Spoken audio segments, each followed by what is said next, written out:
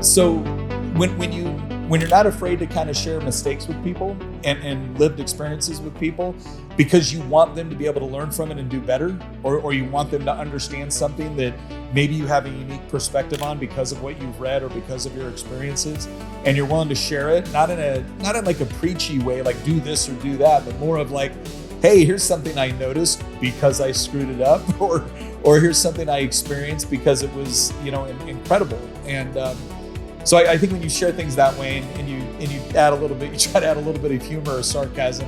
Again, my mom was a nurse, my dad was a homicide detective. Sarcasm was my first language. So I think all of that has been the reason why people have been able to relate to it. You may live longer, ladies, but we die more awesomer.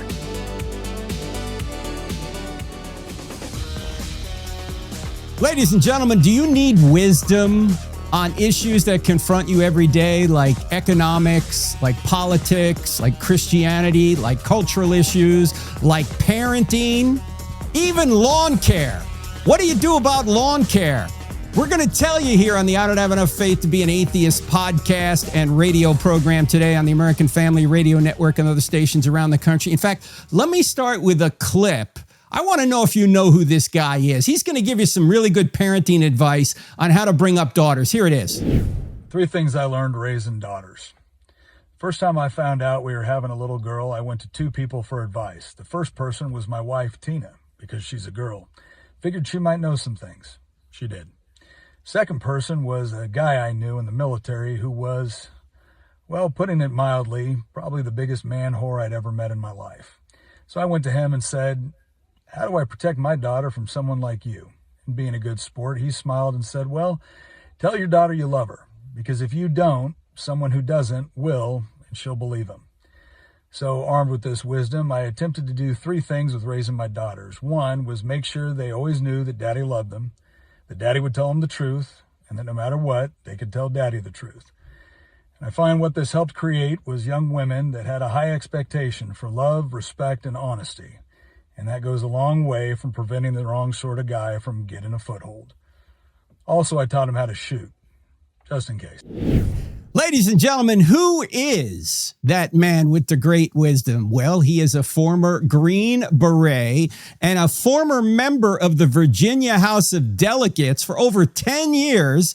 He has almost 4 million followers online. He has a podcast called Making the Argument, and his name happens to be Nick Freitas. And here he is, ladies and gentlemen, all the way from now an undisclosed location because he just moved, and we're not going to tell you where he is. Nick, it's great we're finally doing this. I've been following you for so long online.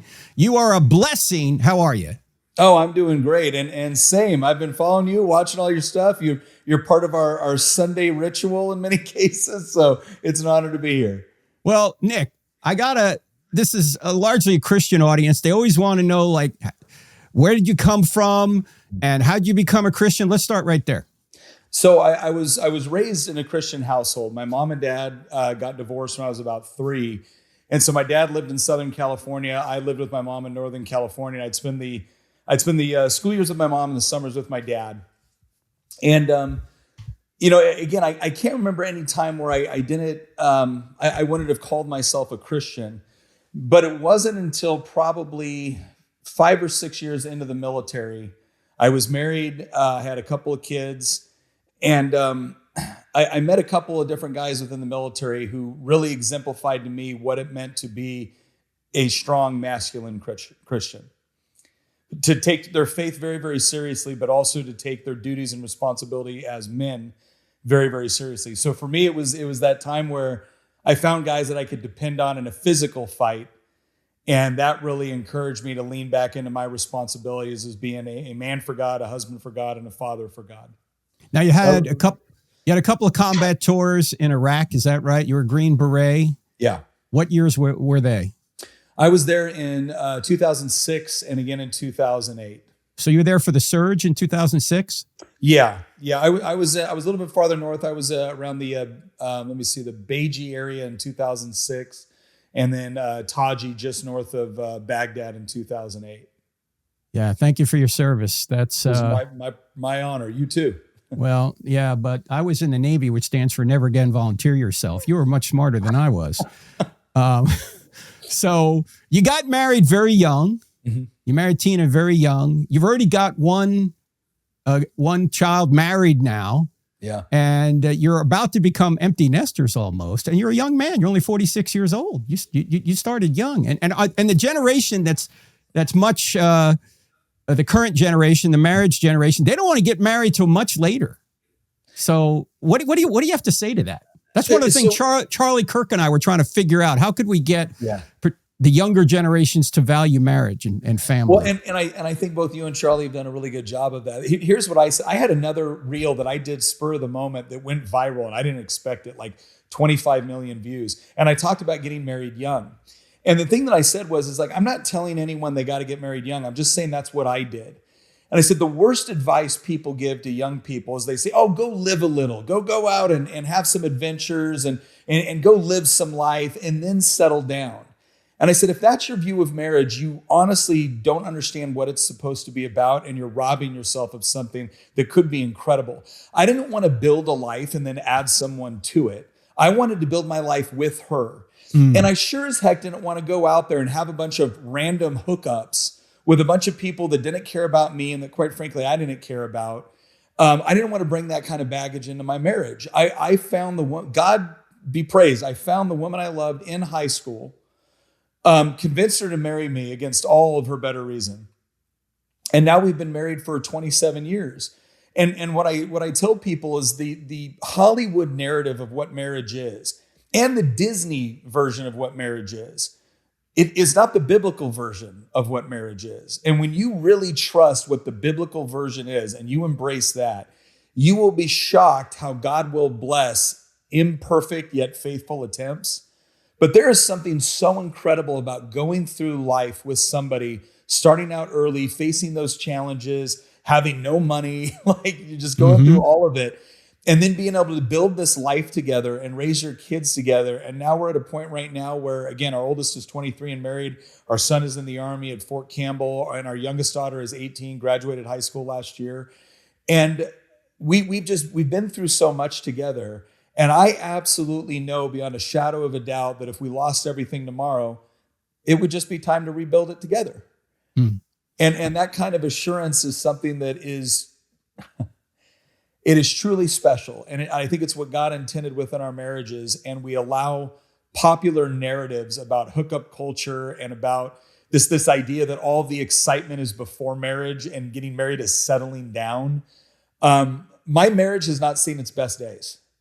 And it's already seen some pretty incredible ones. Yeah, I agree and with that. I think that's what I want people to understand is that building a life with somebody is, you can't beat it. Yeah, we've been married 40 years, Stephanie and I now, and it gets better, not worse. Although, to be honest, there are periods in a relationship that are up and down, and it depends on what's going on and different phases of life, but your bond becomes stronger over time. I love what you said in the beginning of that. You said you wanted to build a life with her. You didn't want to add her to your life. Yeah. Unpack that more. I didn't want her to be, look, there's nothing biblical that says you have to get married at a certain age. Right. Right. And you should only get married when you are ready to fulfill your biblical commitment to another person and they're ready to do the same for you. And that can happen at any time throughout life.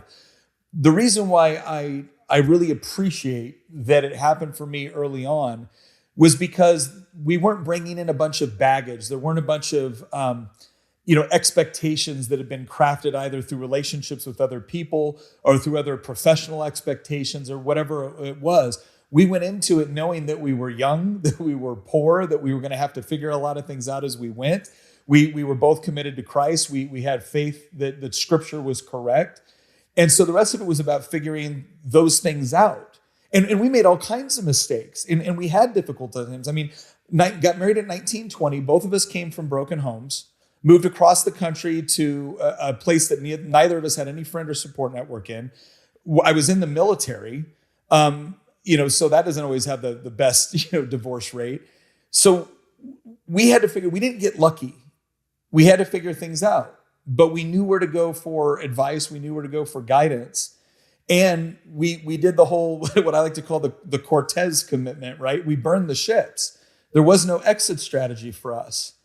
And so when you start off with that kind of commitment, and then you face these challenges and you learn together and you build things together, and things become your accomplishment as a marriage, not as just one person or the other person, you end up having a lot of gratitude for the other person.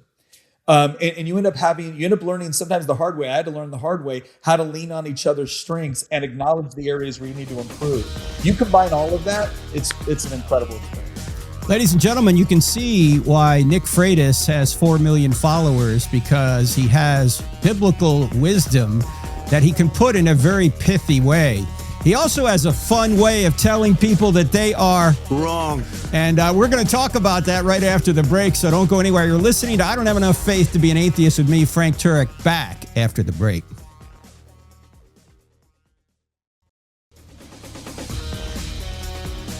Ladies and gentlemen, if you're low on the FM dial looking for national public radio, go no further. We're actually going to tell you the truth here. You're never going to hear this on NPR. I'm talking to my friend Nick Freitas, who is a wealth of wisdom and courage, which is what we need in our culture today. And as I mentioned at the top of the program, Nick has so many followers on social media, following so many of his clips and podcasts that he puts out. It's for a very good reason. He is very good at explaining Christian and conservative principles to people, a lot of times in a very short and, might I say, slightly snarky way, which makes it fun. In fact, we're going to show you some of these clips here in a minute. But Nick, tell our audience how you got the kind of wisdom that you have. Now, I know you've obviously read the Bible. You've probably been in some good churches, but what else have you read to help you put these short, pithy little videos together and people go, yeah, that's right. That's good. Well, it's kind of goes back to what we were saying in the first segment. I love like Thomas Sowell. Thomas Sowell, I think, is absolutely brilliant. He's been great to read. I read Dr. Frank Turek, William Lane Craig, Greg Bonson on apologetics, on political philosophy. People like Frederick Bastiat, John Locke. So I've tried to have a diverse reading pattern for economics, for political philosophy, for just truth, Christian apologetics, all of those things. But then a lot of it comes from experience. I tried to go out and do things.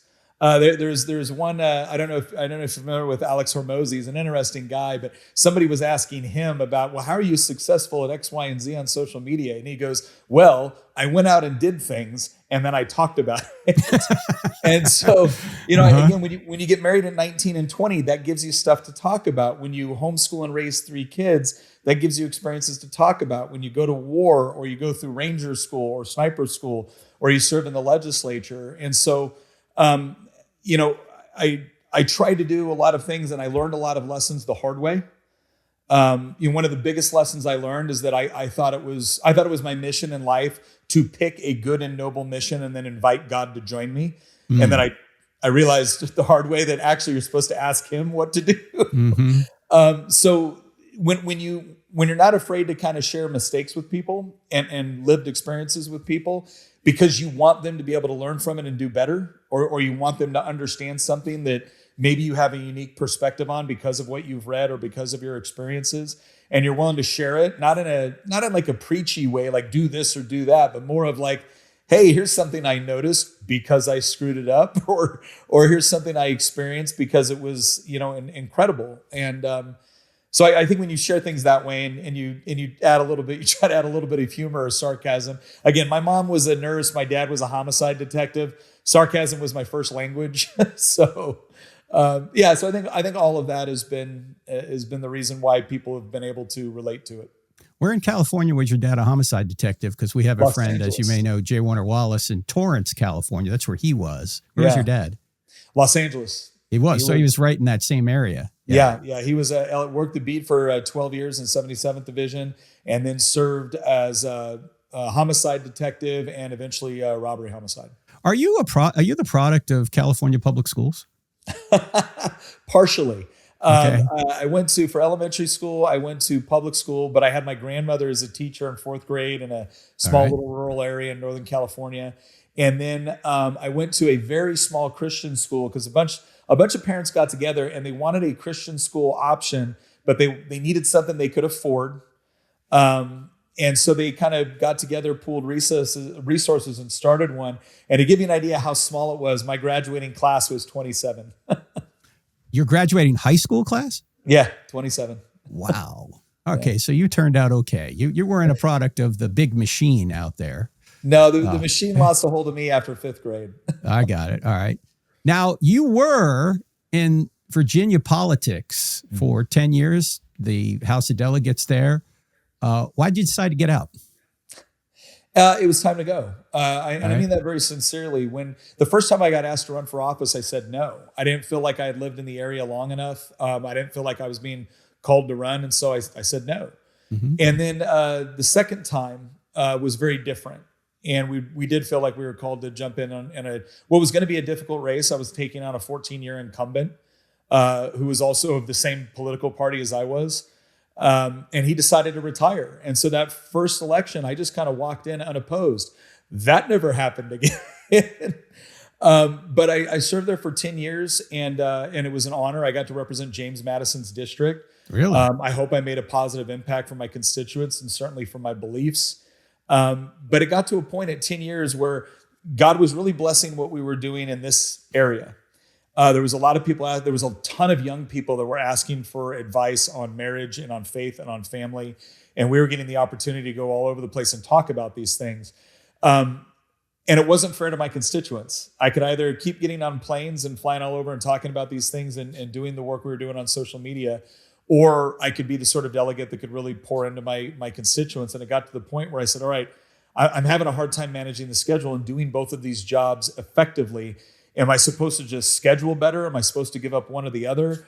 And as we prayed about it, like more and more things started happening that just confirmed to us that it was time for us to leave, that we needed to be focusing in on other things.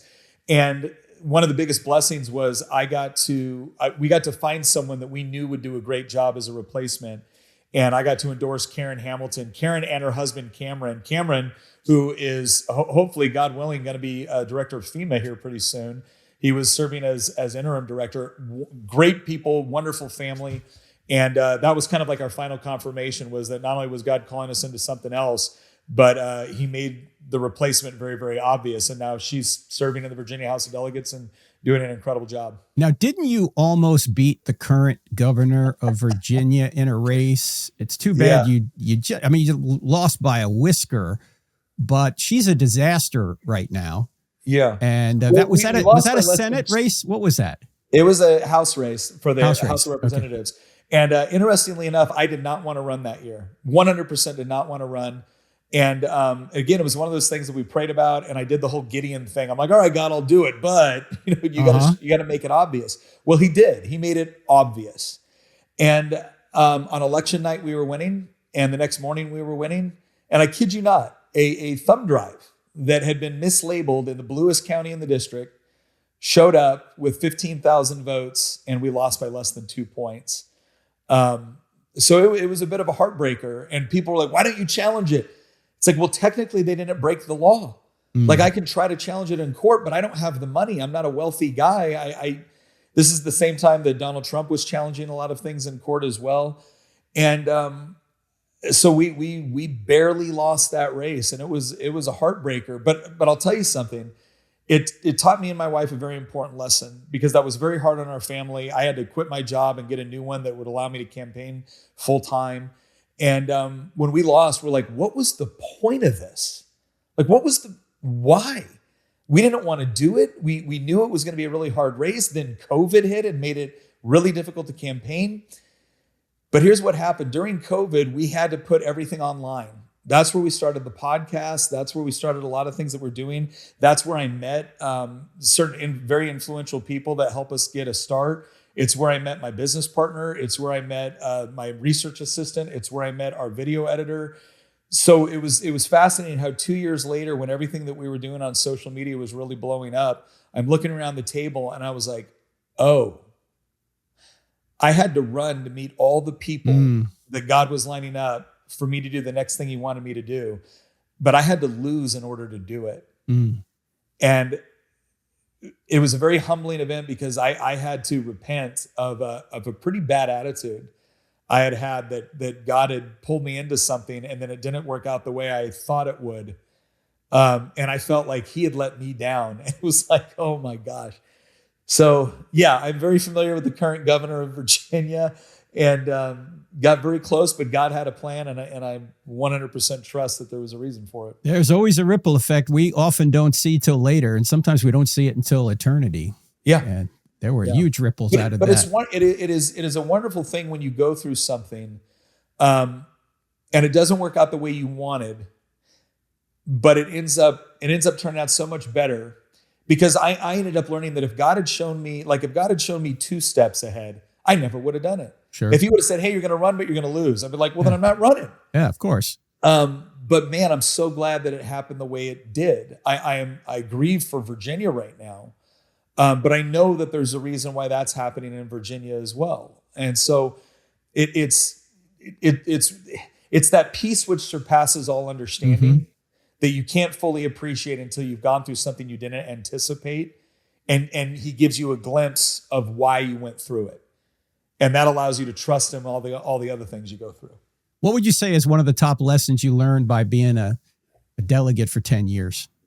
Oh my gosh. The biggest crisis facing this country right now is the breakdown of the family. Yes. It's because from that stems the breakdown in faith and everything else. We have too many people now that have become absolutely convinced, both right and left, that the solution to their problems is the next election cycle. Or we have too many people that believe that none of it can be fixed because, believe it or not, they also think that it's never going to get solved through politics, but they don't know where to find the answer. And the thing that I continually tell people is, it's like, please trust me, after 10 years in elected office, serving on multiple committees, thousands of votes, hundreds of bills carried, everything. It's not that politics don't matter. They do. They absolutely matter. And the church has been completely deficient in making sure that their parishioners know that.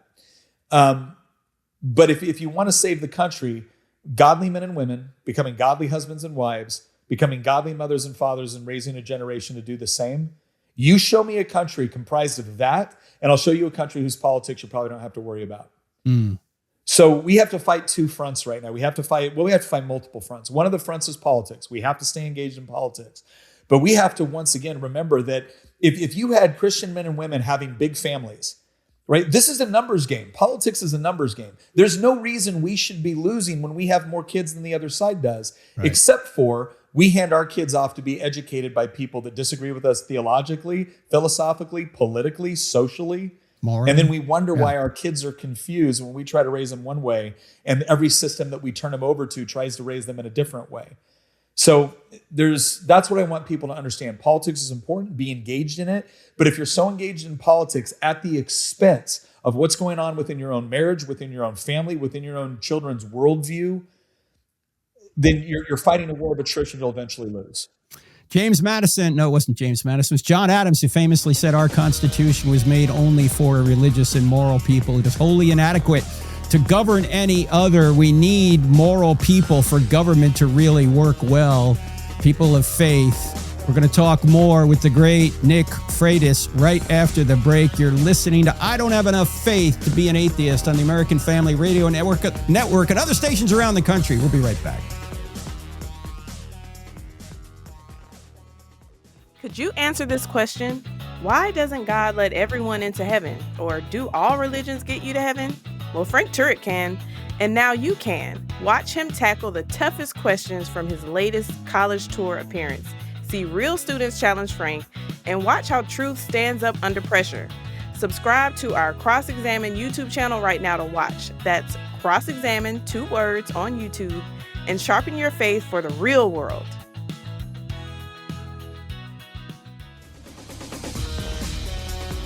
Ladies and gentlemen, I've noticed that it seems like the Christian community is having trouble dealing with 4 issues. They all begin with the letter I: immigration, Israel, Islam, and identity. immigration, Israel, Islam, and identity. If you're a Christian leader or a pastor, I want you to go to pastorsbrief.com. Pastorsbrief.com. We're going to make an announcement really soon here. We're going to have 4 live Zoom sessions on those topics coming up at the end of August. You're going to want to be a part of it. And then we're going to bring Christian leaders like Nick and others onto the program where you can ask them questions. Questions you always wanted to ask but didn't have access. But you can only do that if you're part of pastorsbrief.com. Go there, give us your email address. We won't share it with anybody else.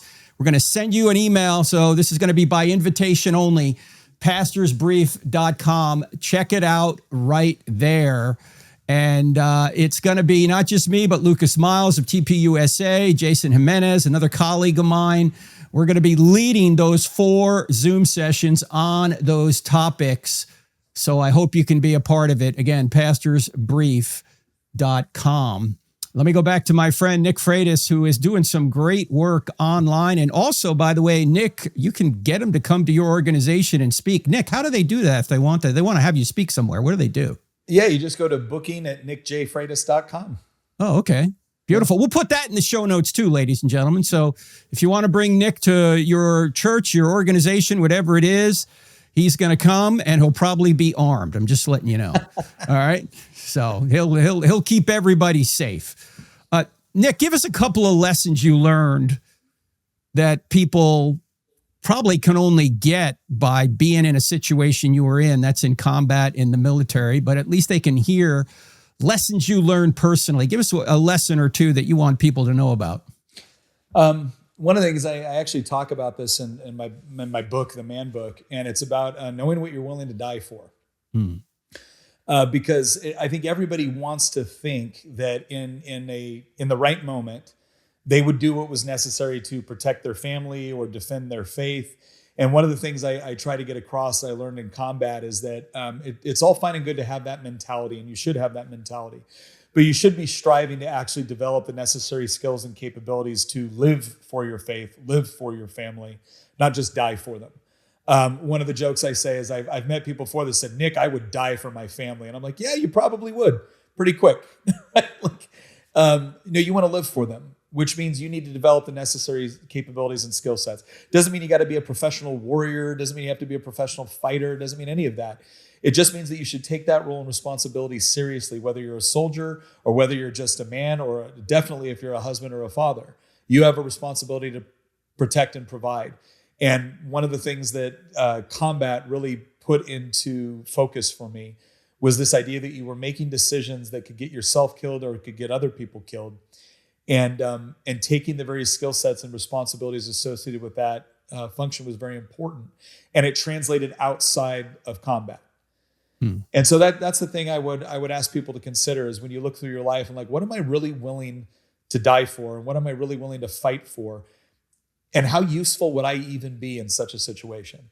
And if the answer is I wouldn't be very useful, okay, change that. Take responsibility and change that. And you'll actually be fascinated at how the more you embrace that responsibility, the more confident it makes you in other areas of your life. As Jesus said, there's no greater love than to lay down your life for your friends. Yeah. But for what reason is the question. So you should know what you're willing to die for. Charlie knew what he was willing to die for just a couple months before he was murdered.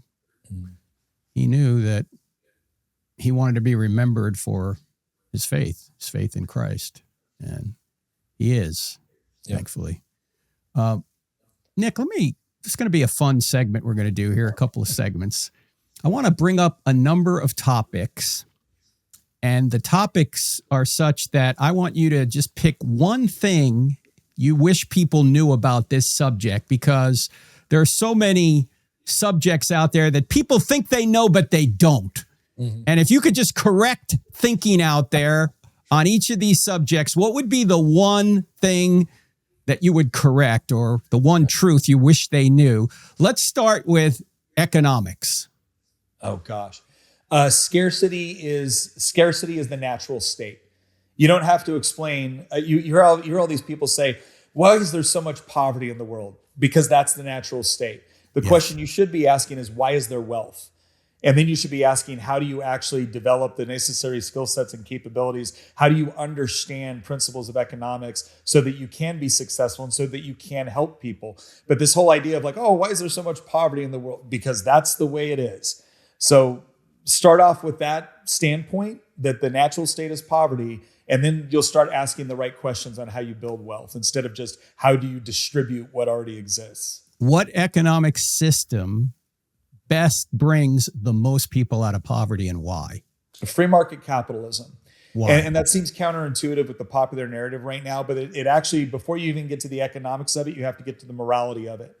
If you believe that you have liberty, if you believe that God has given you the right and agency to make decisions, well, then it stands to reason that you have control over your mind, over your behaviors, over your work ethic, your labor. And when you actually go out and you produce things, you acquire property, and you should have the right to that property and to be able to use it however you want, to include using the property you have acquired to build things, to make things, to engage in the marketplace. So capitalism at its base level is all about the private ownership of the means of production. You have the ability to own, to build, to create, and then to exchange voluntarily with other people to the betterment of yourself, to them, your family, your community, right? The proper incentive structure, the proper moral incentive structure is there. You will see people all the time talking about the greed of capitalism. No, it's the greed of humanity. All right, socialism has not solved the greed problem. It just puts politicians and bureaucrats in charge of the system instead of free individuals making choices with their own time, money, and effort. So the reason why free market capitalism has been so successful is because it takes your desire, your self-interest, and it says if you want to be successful, you have to get very good at producing things that other people want and that are willing to trade with you. Socialism says, no, the government's just going to take things and then reallocate them. All right, that creates a whole host of perverse incentives. So that's the reason why free market economics has been the best. It works within human nature in a positive way instead of trying to work against it. That echoing, what Nick is doing here, ladies and gentlemen, is echoing Adam Smith, who said it's not the benevolence of the brewer, the baker, or the butcher where we get these products. It's in his self-interest, which happens to feed your self-interest as well.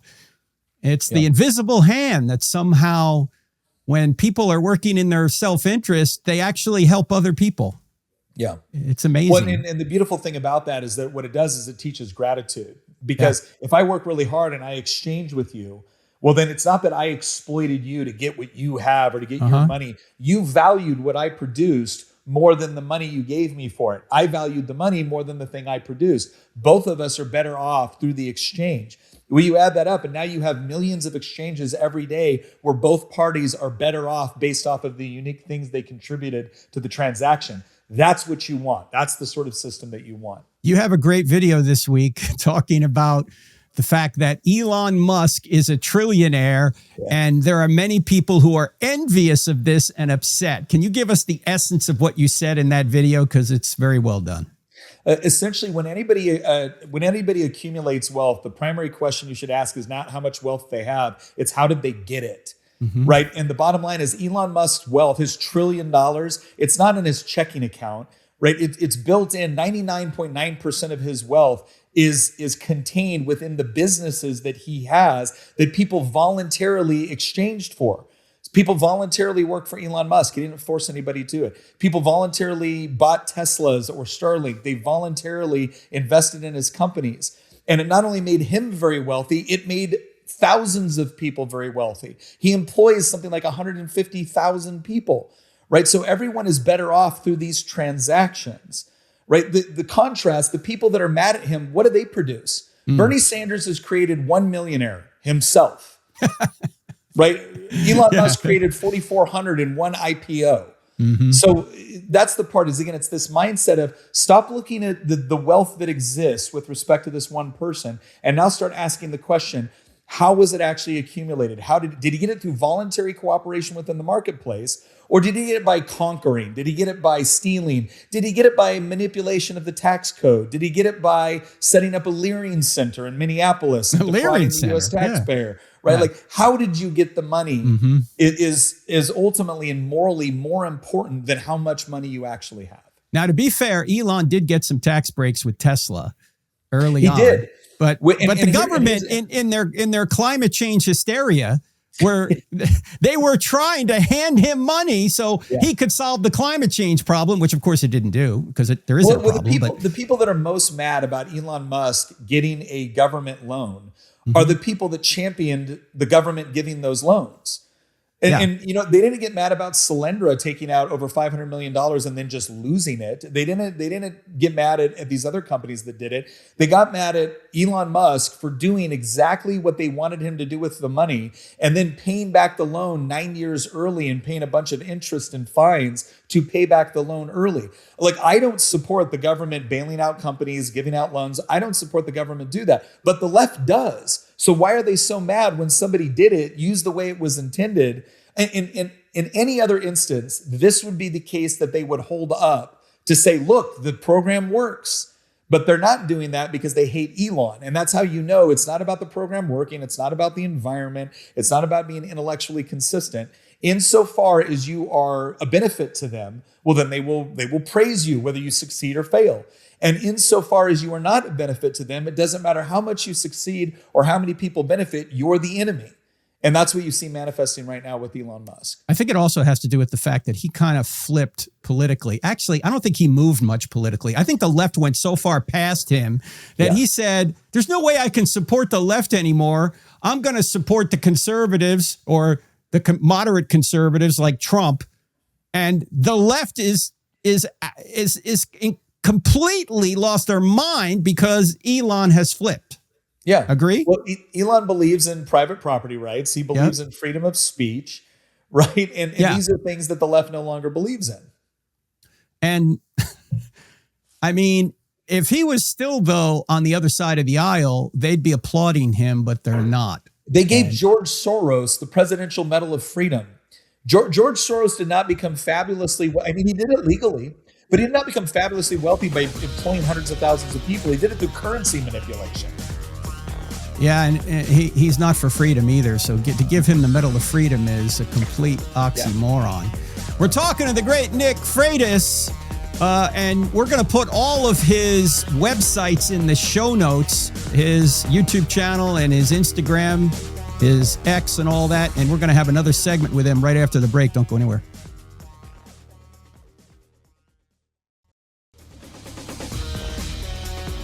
Ladies and gentlemen, did you know that there is a war on reality? Well, me and my co-author, Phoenix Hayes, noticed that. So here's the new book. Of course, it's not going to be released until September. The War on Reality, Recovering Truth in a World That Celebrates Lies. And one of the great folks out there who are noticing these lies and calling them out is my friend Nick Freitas, who we're talking to today. The War on Reality, however, covers so many different topics. One of the topics is economics that Nick and I were just talking about. It covers Marxism. We're going to talk about that here in a minute, and so many other topics. It talks about evolution. It talks about creation. It talks about public schools. Talks about should Christians be involved in politics. If you could help us out and pre-order The War on Reality, it will help more people see the book once it comes out, which means more people hopefully will be blessed by it. So go to Amazon or wherever you get books and pre-order The War on Reality. We're going to be doing some programs on it coming up here. I want to go back to Nick, the great Nick Freitas, ladies and gentlemen. By the way, deserves another round of applause. Here he is from somewhere in a new underground bunker. Nick, before I ask you about the next topic, I'm going to play a clip. I think we're going to talk a little bit about the left here. And the left, at least some people on the left, appear to think lawn care is somehow a white supremacy issue. Let's take a look at the clip here. I bet this is going to be a fascinating take. I can't stop thinking about how grass lawns are racist. Knew it. But please, go on. And based in white supremacy. Why white supremacy? If that doesn't make sense, that's okay. Oh, thank goodness, because it does not. I guess. It seems really obvious to me. Do tell. It's really upsetting. Bring back weeds. Yeah, I'm gonna go out on a limb here and suggest that maybe other races wouldn't appreciate your little hot take here. Suggesting that a well-manicured grass lawn is a white thing, whereas weeds would belong to other ethnicities. Look, I'm a white guy, and I do like a well-manicured grass lawn, but I don't think it's something that we invented. I don't think it belongs exclusively to us. By the way, maybe you should be grateful to live in whatever culture produced the sort of environment where the biggest thing you have to be super upset about is lawn care. Nick, I love the signature, let's take a sip of the coffee. I mean, you must drink 30 cups a day, man, with all these videos you're putting out. I go through a lot. It's mostly coffee. How do you see these things and come up with these retorts, man? I like the sarcasm edge there, the snark edge, because look, it's just so ridiculous. Lawn care is racist. Nice lawns are white supremacy. How do people come up with this stuff? What is the problem with the left? I think it's a rejection. Ultimately, at a foundational level, I think it's a rejection of God's created order. And if you really want to go back, it goes all the way back to the Bible, right? The very first question asked was, did God really say? Right? It's this idea that God said one thing about about what's beautiful, about what's honorable, about what's noble, and Satan said something else. And we've been basically playing this out in 1,000 different ways ever since the Garden of Eden.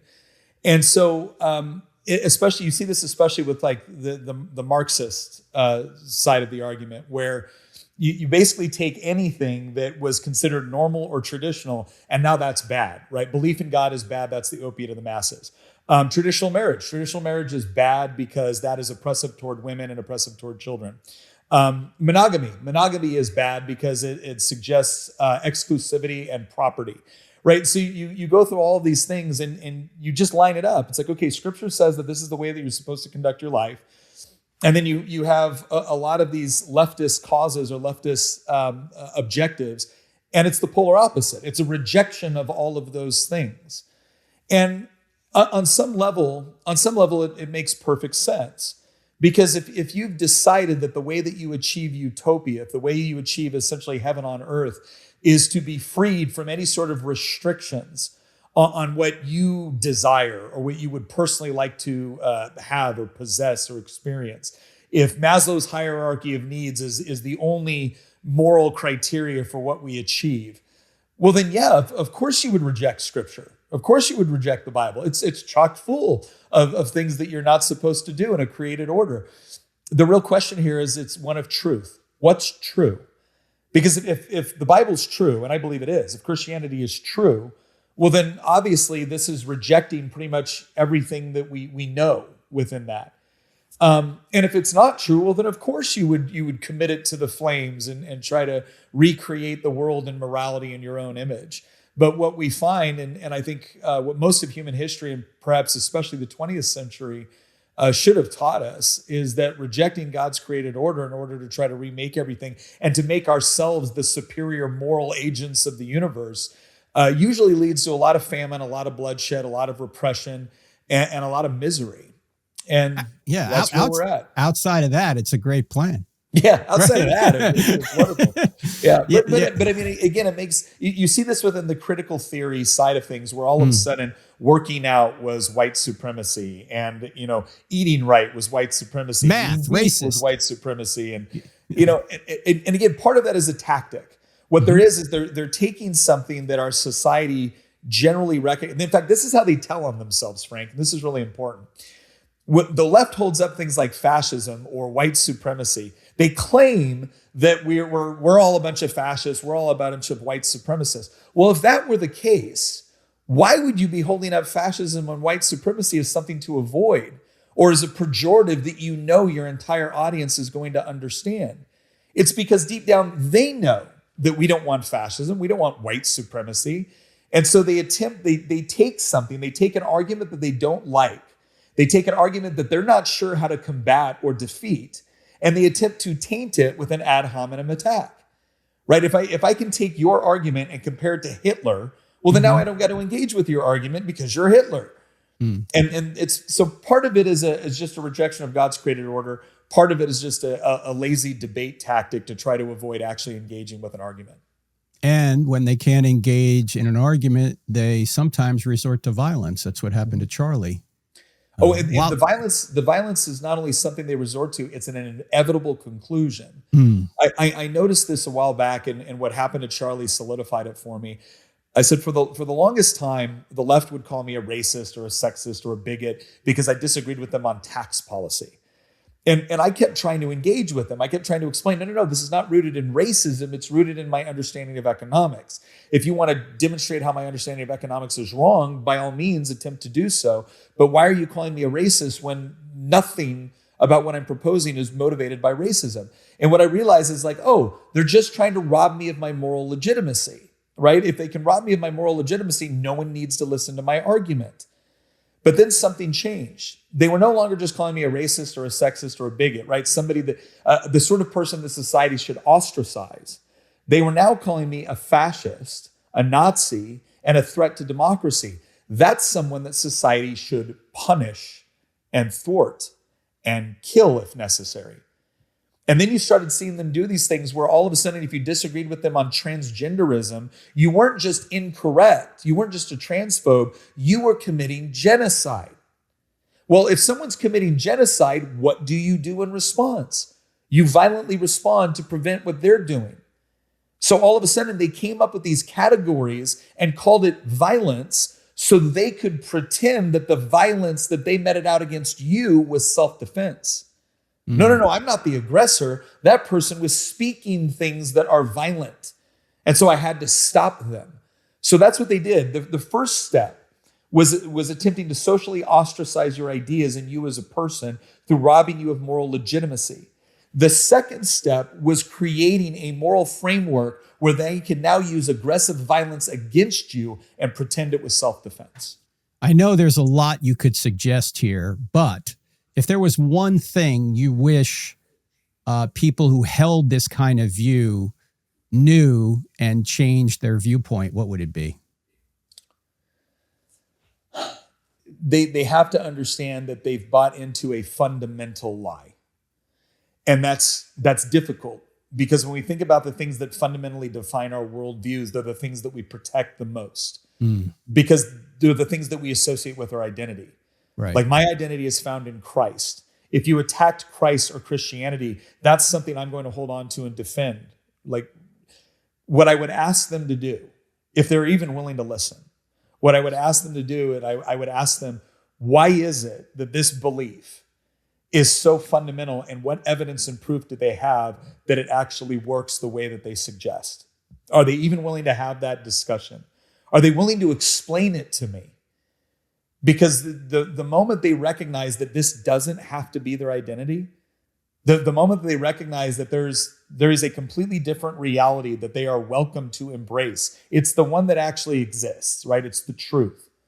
If I could get them to realize that truth is by definition objective and therefore requires an objective truth giver, if I could just get them to understand that or to appreciate that, and what that implies for everything else that they believe, that would be my wish. Because other than that, when someone has essentially adopted this kind of postmodernist philosophy that there is no such thing as objective truth, what it does is that it allows them to jump from argument to argument to argument to argument without ever having to recognize how contradictory that worldview is. And the end result is not that they get to believe whatever they want. The result is that they go through life confused on why reality doesn't conform to their beliefs.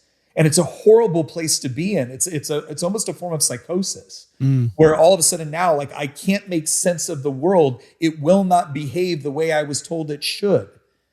And if they could just adjust slightly and recognize that maybe the lie that they were told was fundamental, and if they could just give up on that lie for a moment, if they can give up on that lie for a moment and just consider another truth proposition, I think it could change their life. Absolutely the case. That's what our book, The War on Reality, covers. And when people claim there is no objective truth, we just ask them, is that objectively true? It's a self-defeating proposition. Nick, we got to do another program. Those of you who are listening on the radio program from the I Don't Have Enough Faith to Be an Atheist the I Don't Have Enough Faith to Be an Atheist radio program. You're not going to hear the next show we have with Nick. You're going to have to find the I Don't Have Enough Faith to Be an Atheist podcast. Nick, what's your website? Where can people go? Just go to Nick J. Freitas on pretty much any platform, Instagram, YouTube. That's where you can find me. We'll put it in the show notes. Thank you, brother. Thank you. That's the great Nick Freitas. Check him out. See you next time. Lord willing. God bless. Dr. Frank Turek is equipping people to think clearly about faith, truth, and today's toughest cultural issues. This is just the starting point. If you're ready to go deeper, explore Cross-Examined online courses at crossexamined.org. If you're looking for solid answers to life's biggest questions, don't miss the latest episode of I Don't Have Enough Faith to Be an Atheist. Find it on Apple Podcasts, Spotify, Pandora, iHeart, OnePlace, and Podchaser. Tune in, discover the truth, and share it with someone who needs it. Let's keep spreading the truth together.